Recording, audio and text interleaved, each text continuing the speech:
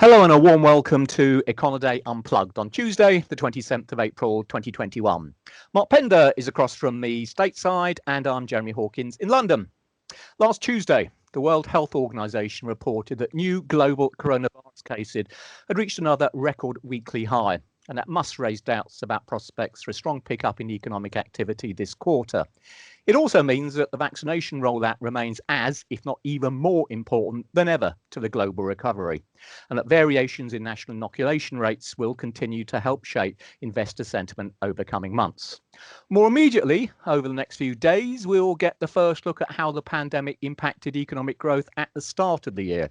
Provisional GDP reports are due from a number of countries, including the US and many Eurozone states, and now follow news yesterday of a surprisingly strong 1.6% quarterly rise in South Korea that took total output there back above its pre-pandemic level even. We'll also receive more up-to-date figures on sentiment in the US and Europe, as well as an inflation update in the Eurozone. And of course, it's FOMC week, and so I guess we should start there. So, Mr. Pender, by and large, we've had a string of surprisingly strong US data since the start of the month, and I suspect we're looking forward to very robust first quarter GDP on Friday. So, what chance the Fed will sing from a slightly less dovish hymn sheet? What chances? I would say that there's slim and none that there would be any indication tomorrow. Stop sitting on the fence. Right. That there would be any indication tomorrow, unless it is so, obtuse and so subtle that, it would make your brain spin. But, it's going, the Fed's job right now isn't done. And, the indications from Fed speak are that they're going to need a number of extraordinarily large gains in monthly employment before they get that inflection point in their communications, which will be that somewhere in the distant future, there'll be less bond buying, less QE. I think that is, and how they will state that will probably be in some kind of using the words, their toolbox for words or for modifiers are substantial for something, major, significant for something less than substantial, and then moderate. Maybe they'll go moderate to significant. So, they might say that, and then the other side of that is slight, or slight to moderate or marginal. So, their inflection would be something like, QE, if we get an extended period of extraordinarily strong job growth, then, it could possibly be that there will be a marginal to slight reduction in QE. And so, and of course, the markets will go nuts. And they probably won't even break it down that clearly. So, it's going to be all veiled, and it's going to be, not only veiled, that's at the back of the stage. In front of the stage is going to be a bunch of blue smoke, and then so I think that is going to be that's their approach, and it's not like they're going to come out and just say what's what. They're going to, I think, do this slight slivering kind of thing, and it might backfire. I mean, it might be so, but we'll have to see. I was going to ask in terms of looking for, let's say, potential backfiring. I wonder what you think the chances that the Fed could be seen to be falling behind the curve. I mean, what's the Econoday's consensus on the GDP number on Friday? The GDP number is right now at 6.5% for the annual rate in the first quarter, and that would be acceleration from 4.3% in the fourth quarter. And this is going to be, according to the forecasters, driven significantly by personal consumption expenditures, which is consumer spending, which is being fed by this colossal amount of stimulus, whether federal direct checks or monetary stimulus that's keeping the interest rates down. So, so I mean, you're going to get this completely distorted, hyper stimulated first quarter that can't extend. The stimulus just can't go on, especially at the federal level, into this quarter. Even though there are expectations that there will be some more fiscal stimulus, but it looks now like the Biden administration is talking about taxation. So that is the other side of this, the ultimate other side of this. That's when you have to pay, have to pay the piper, and so I mean, my sense is that this will be the great peak, and hopefully with the vaccinations and hopefully with the trading partners as well, that this acceleration will slow, or this burst won't be repeated, but there will still be growth, from the first quarter level, and hopefully that will be able to stick. And then once that sticks for a while and employment, in theory, returns to where it was, then the stimulus could be withdrawn. And I think I still think we're far short of that point as far as the Federal Reserve, but that is the risk. And how do you know that they haven't?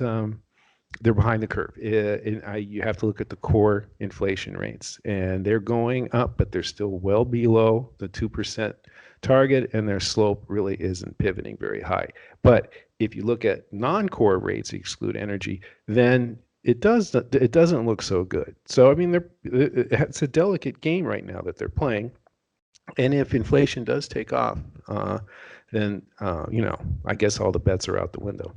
Right. I was actually looking a bit further ahead because there's some different policies regarding this in terms of QE and interest rates. I think as far as the likes of the ECB have intimated, they're kind of intimating that QE won't really be phased out altogether. Well, at least I should say rather, won't see interest rates being hiked until effectively QE's run its course. Whereas for the likes of the Bank of England, they've kind of intimated that rates would have to go up to about 1.5% before they really get rid of QE altogether. What's the attitude from the Fed with regards to when interest rates are going to go up versus tapering quantitative easing? It's going to be tapering first. And they'll go from there. That is the more subtle, nuanced of the policy tools.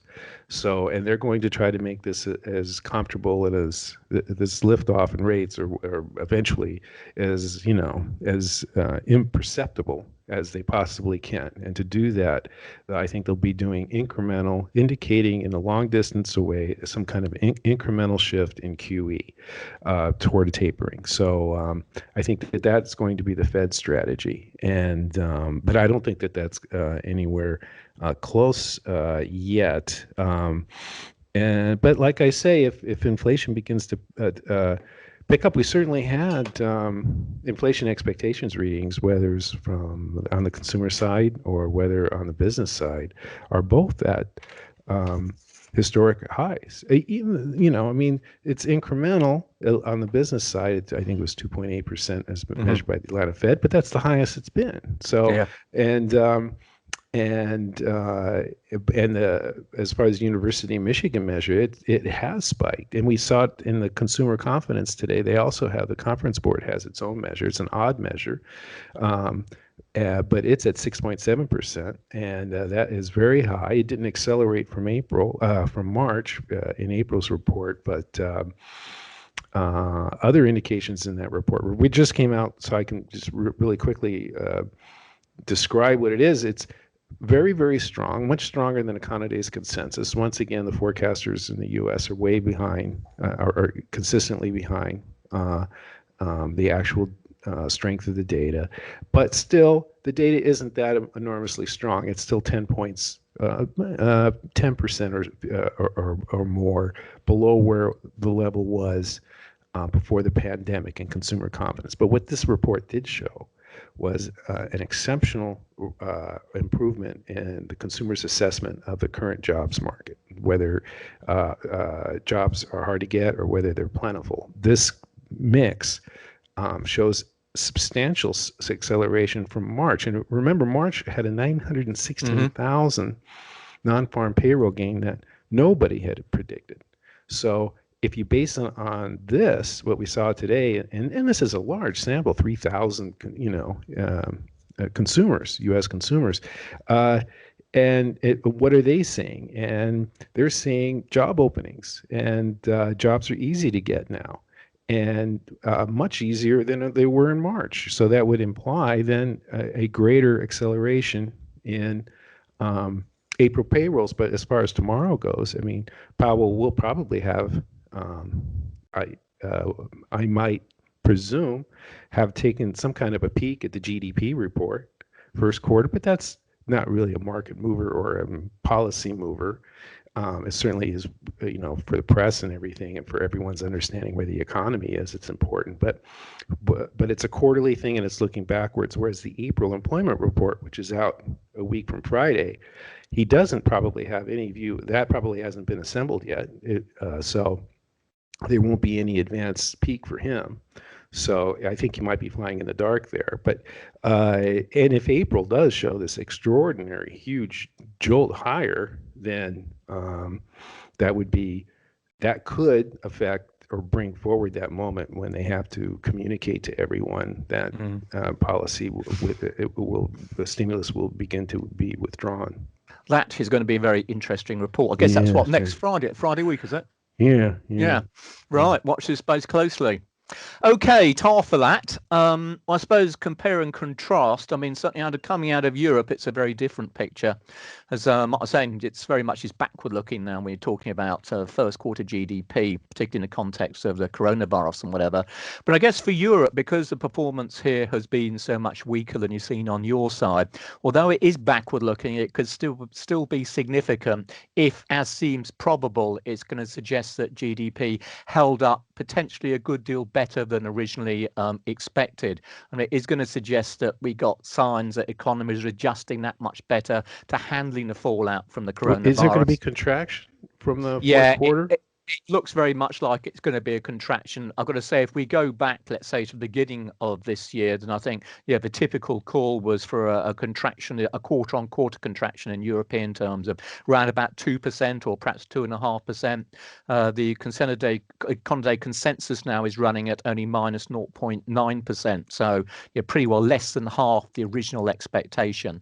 And saying that being a reflection of the fact that the virus, the impact on the Eurozone economy, I'm just talking Eurozone here, the Eurozone has not been as great as originally anticipated. Even so, I mean, that's still going to equate with, or is going to mean, a second double-dip recession as far as the Eurozone is concerned, and just underlines the fact that there's still an awful long way for Europe to go to get anywhere close to where it was before the coronavirus first struck. In fact, I think if the minus 0.9% quarterly rate, then just back of the envelope numbers would suggest output GDP would still be about 6% short or so of where it was at the back end of 2019 before the virus actually arrived. Now, the good news, I guess, is that April currently appears to be shaping up quite well. We certainly had better than expected PMI numbers for the flash indicator for April. The composite output index there was up at 53.7. Now, that's nothing like, what you've seen on your side of the water, or indeed a remarkable 60 plus reading out of the UK. But it was indicative of the strongest growth for the Eurozone in the last 9 months. Now, manufacturing saw a new record. That was up at 63.3, and we talked before about manufacturing generally actually surviving the COVID period pretty well. But I guess more importantly, we actually saw services move up to 50.3. Now, that's close enough to the 50 mark to sort of suggest nothing much better than stagnation. But it is, at least psychologically, the first number or posting above the 50 expansion threshold we've seen since last August. So there's signs that perhaps the early green shoots have returned to positive growth for the Eurozone economy in the second quarter. That's certainly what the ECB are anticipating. I'll just quickly dismiss last week's meeting really very quickly, because nothing really came out of that. The communique was almost word for word in line with what they said at the previous meeting. Just emphasize the fact that the pandemic emergency purchase program remains very much the main tool of quantitative easing. That has been stepped up, but they don't give a target for it. So even though the purchases are now running above where they were earlier in the year, it's difficult to say whether or not that's going to be the new level, or it may be up a bit more this week or down a bit or whatever. We'll just have to wait and see. But for the time being, it does seem that the ECB is very much on hold and wait to see how the economy comes in. Give us a COVID breakdown in Europe. what the different kind of countries are doing, and what your expectations are. It's still very difficult. I suppose the big one, really, one of the reasons for being cautious about what's going to happen in the second quarter is Germany. Now, as of last week, Germany, or Angela Merkel, I should say, managed to get through Parliament a bill which will give her much greater control over how she's going to actually handle the COVID cases. There have been a number of regions which effectively have been refusing to introduce tighter lockdown measures over the last several weeks, and so Merkel was forced to go to the upper house and ask for this new law to be approved, and that now means. So does that mean greater lockdowns or slower easing of restrictions? Well, again, it's still going to vary slightly upon where you go, but taken, I think the bottom line summary would be it means that you're going to get both a tighter lockdown in general, and for longer. So this now is expected to run through until at least the end of May. There's some talk that it may still be in place come the middle of June. There's going to be new curfews imposed between, I think it's 10 in the evening and 5 o'clock in the morning. So it is going to be, by German standards anyway, a national basis. It would seem it's going to be at least a fair bit tighter than what we've seen previously. In contrast to Italy, right, where they're easing. Yeah. Or they're open. Well, Italy have certainly gradually started to ease restrictions. In France, even though cases, I mean, it should be said that right across Europe now, it does look as if the peak of this last wave is now well past, and all the numbers, and hooray for this, are actually heading in the right direction. But yes, a large number of European countries are now cautiously reopening or reducing their lockdown restrictions, really with a view to to try and make the most of the upcoming summer holiday period, because countries like Italy and the likes of Greece in particular, Spain, Portugal, they're heavily dependent upon the summer tourist inflow, and they really need that to get their economies going again. Now, the risk, of course, is that, as ever, and we've seen in the past, that the lockdowns are ended too soon and we get yet another spike. And it's worth remembering that when you look at the the vaccination numbers, I mean, the shares of the population that have had at least one dose of the relevant vaccine, according upon which country you're looking at. And the EU at the moment stands at about 22%, and that compares with the UK, which is up at 50%, the US, which is in the low 40s. I mean, France is just 21%, Germany 24%. So, there's still quite a long way to go in terms of the vaccine rollout for continental Europe. And it does, just raise this issue as to whether or not they're going to, relax these restrictions too early, at the potential expense of further problems down the road. And even as we speak, I think today, or was it yesterday, the EU Commission have decided to take AstraZeneca to court for not delivering the right amount of vaccine on time, even though it looks as if actually some of the actual contracts are written up doesn't really give them a leg to stand on. We'll have to see what happens about that. But again, it just underlines the problems they've had in general, trying to wheel out this vaccination process. One bit of good news I should mention in terms of Eurozone when it comes to policy support is that middle of last week, the German High Court, they threw out an attempt to prevent the ratification of this, the next generation EU, this fiscal support program that the European Commission put together last year. There was some complaints that the borrowing required to actually fund this thing would work against the German constitution.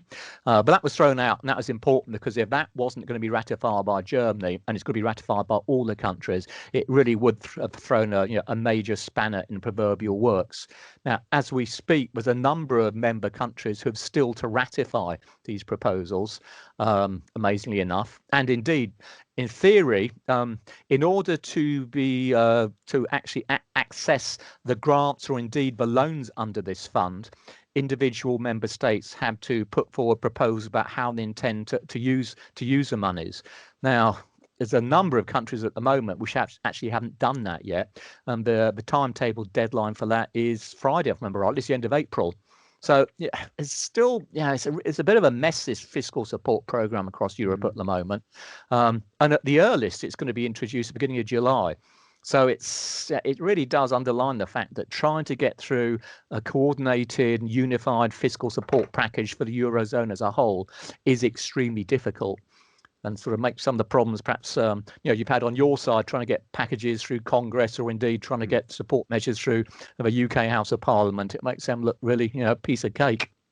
Well, how should the investor look at news on some of the periphery European countries of on the east, Poland, Czechia, I guess, and Hungary? And now, when you look at their rates, their infection rates, they're on the top of the list. I mean, is this going to be a net negative for Europe, or is it just a marginal thing? Well, it's certainly been an overall drag on Europe, because at the end of the day, we're talking about, in theory, one big happy family, and what's good for one should be good for everyone. As you mentioned, countries like Chechnya, they've had some of the highest infection rates right across the European Union. Now, even over there now, the numbers are coming down, but they've been coming down relatively slowly. And one of the problems, and I guess one reason why perhaps like Poland, which hasn't ratified, as I understand it, I don't think they've ratified the deal yet. I think they're expected to. But the reason for expect them to do it is because a lot of the eastern side of Europe are going to be some of the main beneficiaries from the actual fiscal support package itself. So failing to ratify it would just simply prevent those funds finding their ways into those countries. Is there an economic or actual medical issue? Are these borders sealed, for one thing? I mean, what affects these countries? Does it affect Germany and France? Not so much. There have been periods in the past where, against effectively EU rules, because if you think about the single market, it's supposed to be not just about the freedom flow of capital. It's supposed to be about the free flow of individuals as well. And a number of countries were at various times effectively putting up barriers to anyone coming in. But that now appears to be much more a thing of a past. And it does seem that the vaccination rate is gradually being stepped up now. I think although they've had problems in a number of countries are not being prepared to distribute the AstraZeneca, even where they can get hold of it, alternative vaccines now are starting to come in, making it that much easier to complete the process. But it's still a bit sort of ramshackle, and the idea of a coordinated centre with regards to the distribution of these inoculations, it's really come out of it pretty badly. In contrast, I suppose I should quickly mention the UK, where, as I mentioned, the vaccination rate here is doing very well. And I think even as we speak, we've got economies starting to ratchet up their expectations of what the second quarter UK economy is going to look like.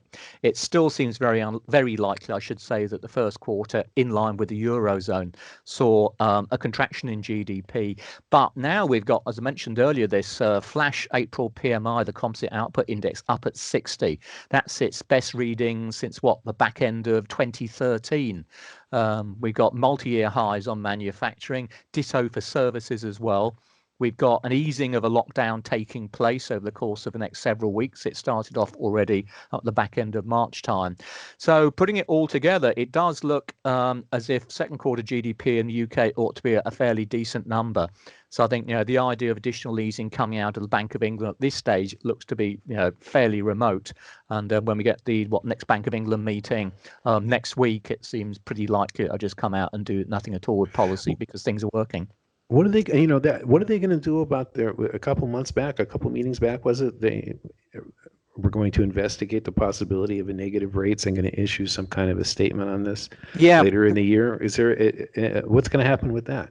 Good question. It comes and it goes, this negative interest rates argument.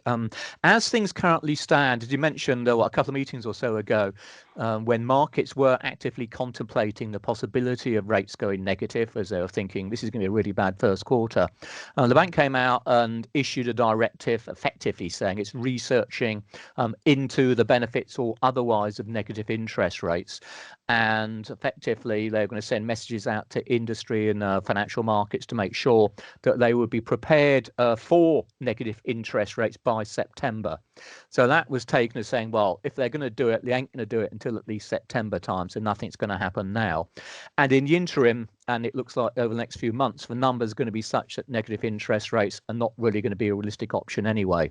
But the short answer to your question is negative interest rates were put on hold until September, when the bank was going to revisit it, depending upon economic circumstances. But there's still some office at the BOE or staff that's involved in arranging this or producing this document? Well, certainly, yeah, very much so. I mean, the UK financial markets operate slightly different, just the structure of them from what you can see in the Eurozone. So although you're looking across the channel and say, well, just a minute, the ECB has got a 0.5%, minus 0.5%, I should say, deposit rate, which essentially sets, has become the benchmark interest rate for the ECB for the last couple of years or so now. UK markets, we still have a 0.1% bank rate, and the bank is concerned about some of the potential implications of negative interest rates and how it would affect the actual efficient working of UK financial markets. But at the end of the day, there's certainly some members on the MPC who believe that negative interest rates would be a good thing. So, they've gone away. They're going to do all the research and consideration of whether it's going to be a good thing or going to be a bad thing.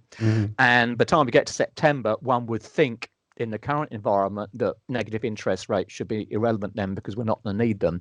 But it's something which they'll be adding potentially to their toolbox for when we get the next kind of crisis.